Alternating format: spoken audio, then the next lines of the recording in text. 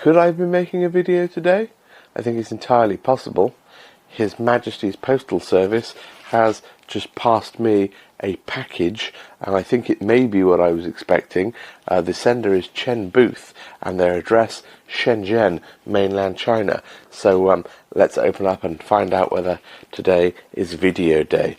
The packaging is standard, of course. Let's start by cutting somewhere back here and see if we can get in. Yes, it is a good quality of packaging. I cannot fault it. It seems to be a box. That's a good sign. It's a big box. It's a black box covered in black tape. Oh, how exciting. It says X99 D8 Max. It says Pursuit of Extreme Performance. And certainly if you're after extreme performance, you'd definitely be going for a motherboard whose technology was fundamentally many years old. So here we have it, the Machinist X99 D8 Max, Pursuit of Extreme Performance. There's writing all over the place. Safety protection, strong compatibility, passed the test. Yes, that's nice. I like that. I like that. Okay, well, let's open it up. Oh, packaging stuck to my fingers. How irritating. How very irritating. Right, so the box, standard tab, standard flick the boy open. Oh yes, that's what I'm talking about. Oh, it's a lid boy, there we go. Seems like a motherboard box so far, doesn't it? Oh yes. The fresh air of Shenzhen. Some SATA cables, incredibly relevant I'm sure. Ships from China. Okay, well, here's some things that appear to be mentioned on a packing slip. So there is at the bottom mention of the motherboard, and then just above that there is the mention of 2 CPUs, and then above that 8 memory sticks. So yes, 8 memory sticks, 2 Xeon E5-2683 V4s, and the motherboard itself. Back panel, very important. Let's just see if we can't open up this highly statically shielded bag. It's got a nice sticker over it, so that's nice. Let's just cut that and then let ourselves in. Be careful not to touch any components directly for the moment, as I'm not statically protected in any significant fashion yet. I shan't be doing the installation of this board right this very second. It's a tight fit. This bag is snug. Snug as a bug in a rouge. There we go. Right, so we have indeed a bunch of RAM installed in there with some sort of machinist heat spreader over it. We have 2 CPUs in there. I'll need to pull those out and clean those off before I attach some heatsinks and fans to those. But yes, that should be 128 gigs of RAM and 2 16-core processors on that board, and 4 full-speed x16 slots. Yes, that is certainly what I paid for, a little over £500 all in. No battery. We can't ship batteries via the Chinese post. Okay, well, this is our starting point. Now let's pass to me to begin the video. Me? Well, hi there guys, and welcome to another video. It does appear I will be shooting some video today, and one beginning with an expensive drone shot, no less. Anyway guys, as you probably gleaned from the pre-intro and the title of the video, this is my second attempt to build a functioning dual socket X99 machine to use as a server. I won't go into too much detail as it'll all come out in the video. It is going to be a long video, but it will be a successful one. Guys, I will mention that this is my first ever purchase on AliExpress.com, and I must say it was a very positive experience. Reasonably priced, everything arrived exactly as expected, and it only took about a week and a half to get here, and no one expected tariffs, custom duties, anything like that, so that's good. Anyway, let's not labour, let's get into the video. Let me hand you back to me. Me? Well, thank you very much for that introduction. So as you can see, we are surrounded by things that will be used in this build. The motherboard, as I showed previously. I have this Game Max Abysster case. I've never built a Game Max case before. Hopefully that will be nice. It's E80X form factor, appropriate hopefully to this motherboard. Hopefully the backplate is the correct size. The last X99 build I did wasn't a brilliant fit, but hopefully this one will be better. I have a couple of Noctua 2011-3 heatsink fans, rather similar to the last build. I have some Corsair, just some ordinary case fans, some 3-pin ones, which I've bought a bunch of those, don't know how many I'll use. A Corsair RM750 power supply should be plenty beefy enough for this purpose. Some batteries.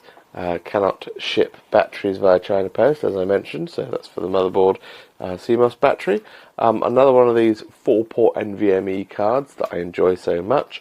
I will be moving some of the NVMEs from my old server to this one once this one is all built and soak tested and proven working and such.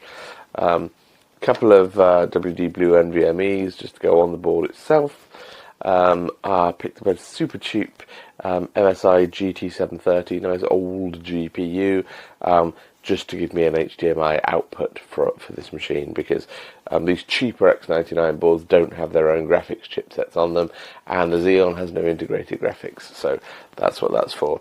And then yes, cable tie, screwdriver, a selection of thermal pastes, scissors, my trusty headlamp. Yeah, hopefully that's everything I need. I'm sure I'll have forgotten some things and think of some things, but yeah, I'm going to go and unbox all of this now and get ready to begin. So here we have it. I have now cleaned off the processors. They are now lovely and clean and ready for the application of thermal paste. So without further ado, I will apply the thermal paste and then attach the heatsinks and fans. So I shall take some of my Arctic Silver and I will apply to each CPU an amount there, the size of a pea. There we go, beautiful, beautiful. And then amount there, the size of a pea. Beautiful, beautiful, beautiful. A little bit more for luck, because I've basically run out now. Good. It doesn't really matter if it spills over the side, you can just wipe it up, but better to have enough. Right, take the guard off this boy. I should be mounting them this way, so that the fans are pointing towards the rear of the case. That all looks good, so we will now lower it carefully, lights on, down onto the CPU. Nice, I can feel it, I can feel it. Yes, that's nice and slippery, very nice, very nice. Okay, I've forgotten one key element, to take the fan off first. Whoops. See if we can do that without sliding it around too badly. There we go. No bother. Right. Line those up with the holes.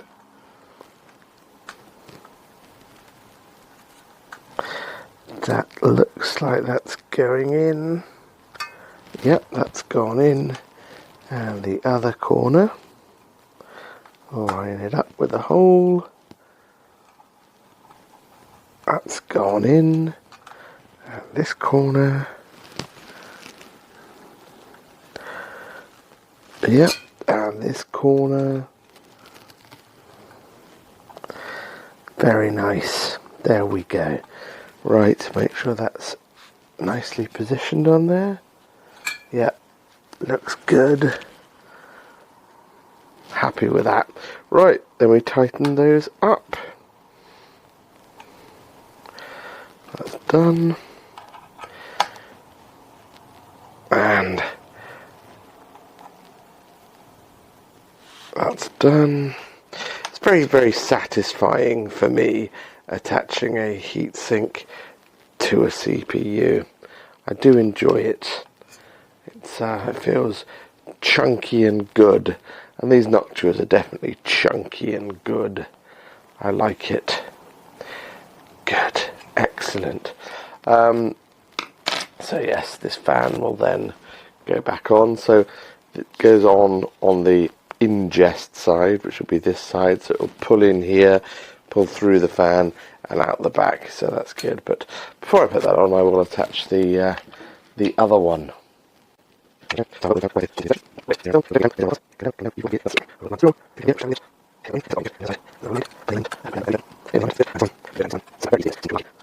So that's my two 16-core CPUs with their heat sinks attached.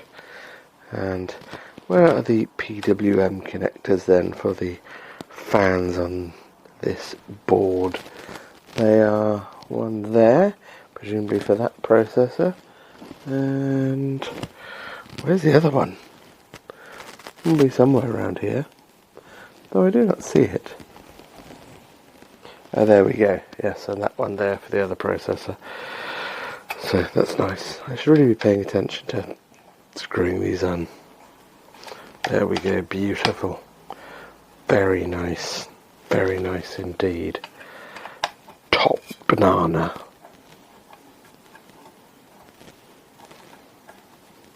Lovely, lovely job. Well, there you have it.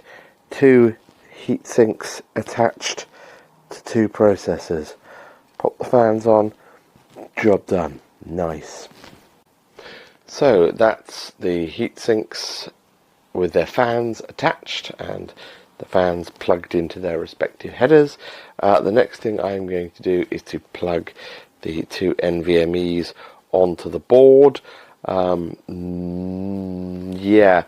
I'm going to end up with a lot of NVMEs in here. I've got my 4-port NVMe card, the one I've got in the other server, so I'll end up with two NVMe cards in here, and the GPU and the Intel NIC. I have the luxury of a lot more PCI than I had on my last build. So yeah, let's stick those NVMEs in now.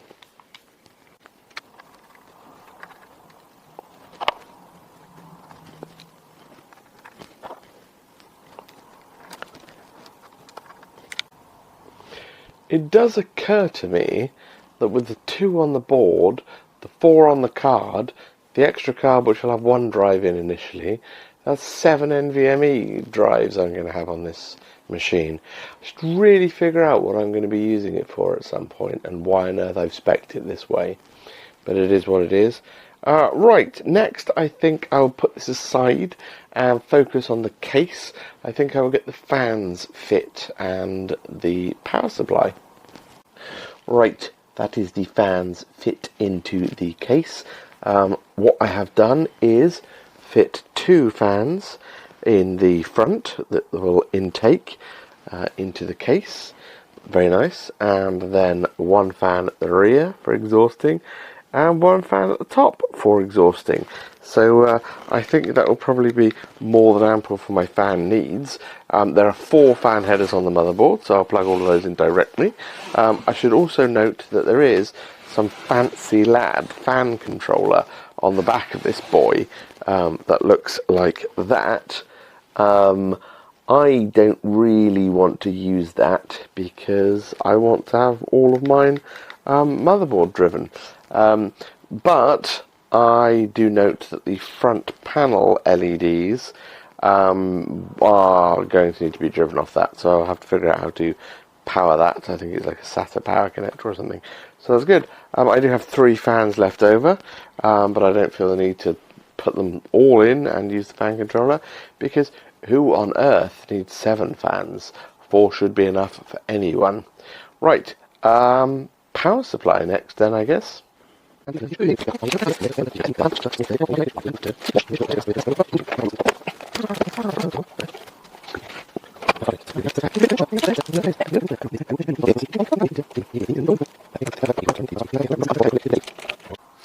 So that's the power supply screwed in, fans are in, stuff's mounted on the board. I think it's time we put this board into the chassis. Always a fun moment. Let's get down to it.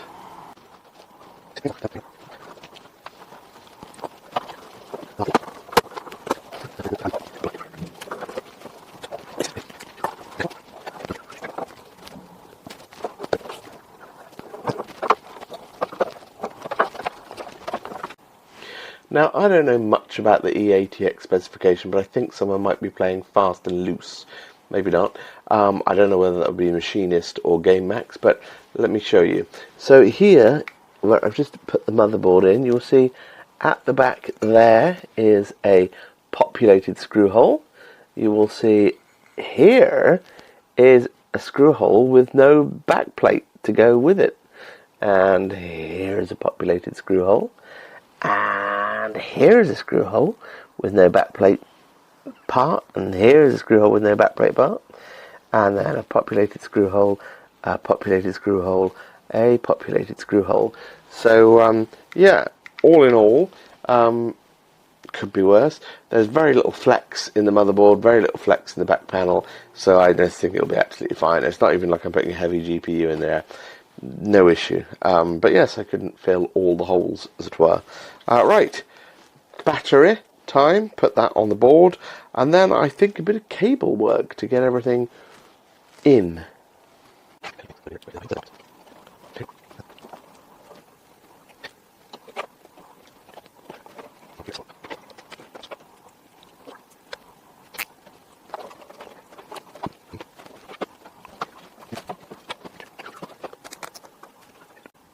Well, there's no doubt in my mind that would have been an excellent sequence had the battery on the camera not run out 30 minutes into the 2-hour sequence. Anyway, in the hour and a half you didn't see, I finished the cable management. So back of the case, a couple of CPU power connectors going up and into the front, the motherboard power connector going into the front, a lot of these excess cables coming from the front panel coming down here, most of them going out through that way to the front, apart from the HD audio which goes in under here. I have a SATA power connector going into this controller for the front LEDs. I have a Molex power connector going all the way up to the top for the front panel, though I don't think I actually need that because I think that's just for extra fans, but anyway. No hard drives in this one. Yeah, power supply all cabled in, so not terrible. Oh, the front panel connectors coming through. If I turn it round, then we have inside the frontage. So we have our CPU power connectors going in at the top there. We have our motherboard power connector coming in here. We have our USB 3 and 2 headers coming in there. We have the front panel connector for power, reset, hard disk, all that usual stuff. And then internally we have our 2 front fans going to the first 2 power connectors on the bottom there, 3-pin DC. We have the top fan coming across and down and into this connector. That was a bit of a tight run, so this is, yeah, it's not perfect, but it'll do. We have the rear fan going into this one here. Both CPU powers plugged in, both NVMEs in there. So yeah, all I really need to do now is stick the GT730 in there, and well, I'll be ready to turn it on. You might say that I've really gone to rather a lot of effort with cable management without even checking to make sure it works and isn't DOA, but that's how we roll. So let me get that bit done, and then I will, well, I'll turn it on for the first time with the camera rolling, because I love to be appalled and for you to see that, of course. Right, the graphics card is in. Let's plug in the HDMI cable for the monitor. There we go. Let's plug in this keyboard I have here, perhaps into a USB 2 port. Thus. Right, no signal, okay. And then the moment of truth, let's plug in the power cable. Nice satisfying arc there. Right, first things first then. Throw the switch on the PSU. Okay, nothing made a big popping noise, so that's good. Which one of these buttons is the power on button up here? It is one of them. Well, let's just press a button and see what happens. Ooh! Well, power has been delivered. 4 fans have LEDs on. And there's not yet a display output, but maybe there will be soon. This is of course the very first power on of the board after the CMOS battery was removed, so I can sort of expect it to be taking a little while. The CPU fans are spinning, that's good.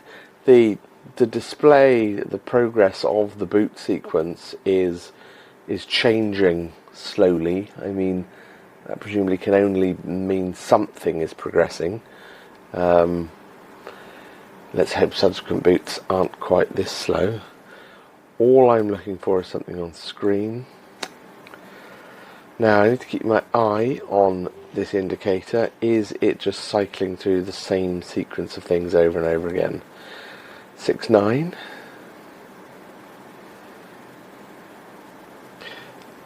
Oh, or is that 6A? That's upside down, isn't it? Yes, 4F, 7.9. Oh, it's like calling sports plays, isn't it? 9.1.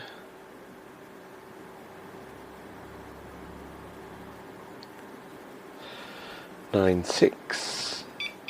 Oh, beeping. That's a good sign. Oh! Oh. Well, it displayed something on the screen and then turned off.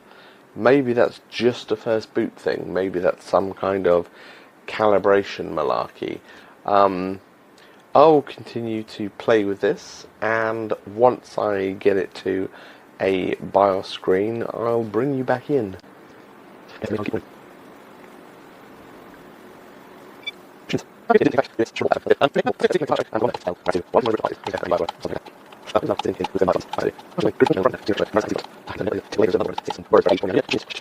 We are in American Megatrends 2022. Right, let's have a look at the front of this case, shall we? Oh my goodness, that is jazzy. Oh, that is very jazzy. Look how jazzy that is. I am loving the jazziness. I think there's a button on the side that does something. Where is that? Is that here? Oh, red. Oh, jazz. Oh, wow. There's so much jazz to be had here. That is pimpsadaisical. Anyway, that's not the most important thing about this server, because servers don't really need to do that to perform their critical function. But they should. Dell and HP take note. Right, well, here we are in the BIOS. I can see 128 gigs of RAM, so that's good. What else can I see? CPU. Well, talking about 2 CPUs, that's a good sign. That would imply that, yeah, it believes we have some, so I'm happy with that. Can we see something about the processors? Oh, here we go. Well, it does agree they're both matched. It does agree they're both 2.1 gigahertz base. It does agree that they're both Xeon E5-2683 V4s. So there we have it. At first glance, 32 cores of Xeon goodness and 128 gigs of RAM. And things working first bloody time. That's pretty good. Right, I am going to boot off a Windows to Go USB, as that is generally what we do around these parts, and then I'll bring you back in.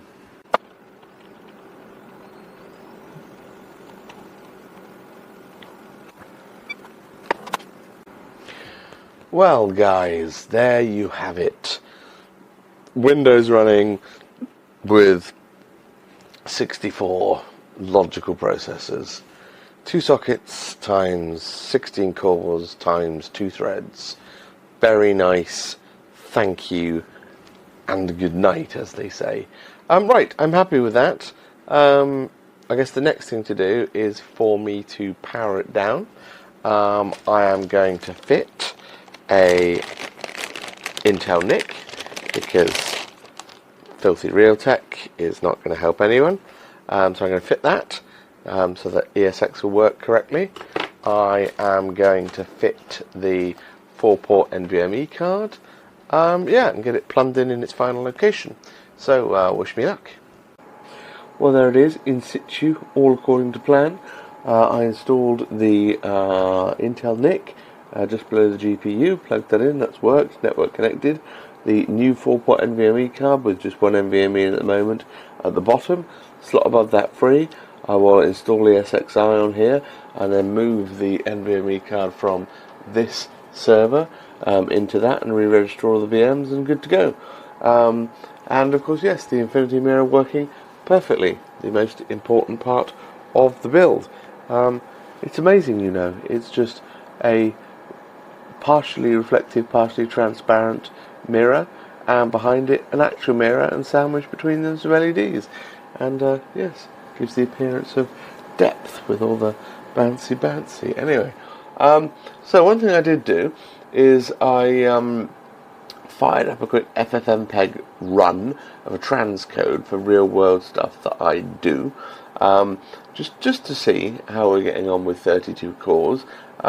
So I kicked it off on this machine and my normal desktop machine at exactly the same time. So over here we can see this one is now 2 minutes and 2 seconds into a transcode, achieving 9.6 frames per second, so a speed of 0.157 of the original video. And you can see from the performance up here, the first half of the cores are running at 100%, and the second half of the cores are not. And I thought that's quite interesting. And then when I switched it to a NUMA nodes graph, I saw that CPU 1, the first NUMA zone, is pegged at 100%, and CPU 2, the second NUMA zone, is not. So I assume, yes, there are some inefficiencies of memory copies going across them, which is leaving some performance on the table there, as far as the FFmpeg is concerned. That's one of the reasons that you might not choose a dual socket machine for things where memory speed and latency and stuff is more important. Certainly I wouldn't use one of these for gaming, for example, but also just because the single threaded performance is quite low on something with so many cores. Anyway, I digress. So this is 2 minutes and 13 into the transcode. If I go over to my regular machine and look over here, then we can see that this one is only 1 minute and 39 into the transcode and achieving a speed of 0.116 with an FPS of 7, though it is fully pegged-ish on all CPUs. But yes, I mean, that's a much more modern machine, Threadripper 2920X. So even with having, you know, only just over a third of the cores of that machine, it's still almost on par performance-wise for this. But anyway, that machine will be running VMs, very different workload, very appropriate to that. Well guys, that's all we've got time for in today's video. Thank you very much for watching. I hope you found it interesting and informative. It was a very long video, but as is the nature of such things.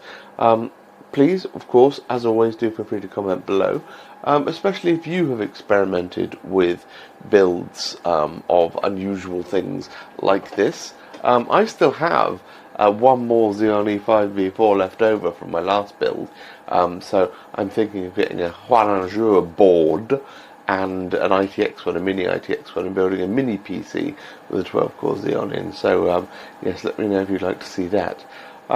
Otherwise, yes, that's all we've got time for. Thank you very much for watching the video. But for now, guys, there's very little more for me to say. Except, well, goodbye.